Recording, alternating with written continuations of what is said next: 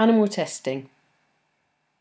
In the exam, you will be asked about the use of animals for medical research.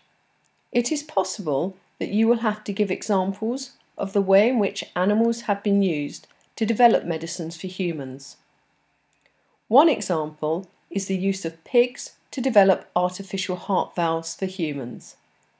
A second example is the use of armadillos to develop a cure for leprosy. The most significant part of your knowledge for the exam is what Christians believe about the use of animals for medical research and why they believe this. First of all, you need to understand what Christians believe about humans and about animals. This then makes sense of their views on using animals for medical research. According to Christianity, humans have been made in the likeness of God. This is shown in Genesis 1.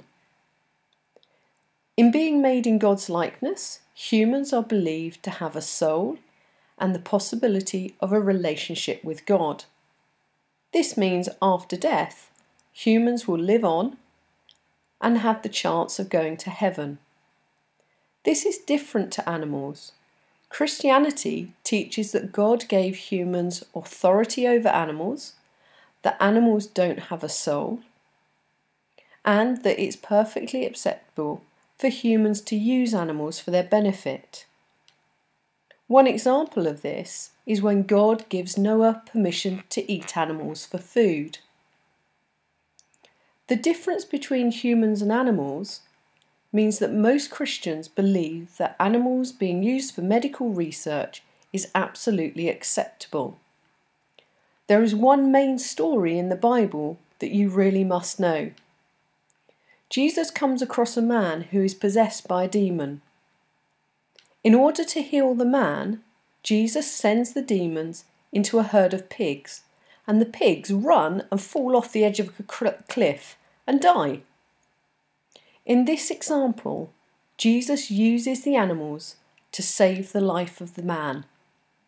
For many Christians, this is a clear indication that using animals for medical research is absolutely acceptable and following Christ's example.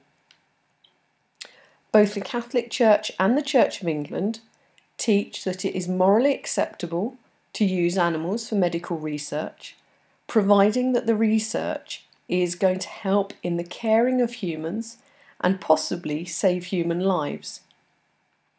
Both churches also argue that when animals are being used, they need to be kept in appropriate conditions, that any pain or suffering must be kept to a minimum, and only essential testing should be carried out. If there are alternatives that are as effective, then Christians would believe that they should be taken first. So in conclusion, Christians accept the use of animals for medical testing. They do so because, in the eyes of God, humans are of greater value and have the possibility of an eternal relationship with Him.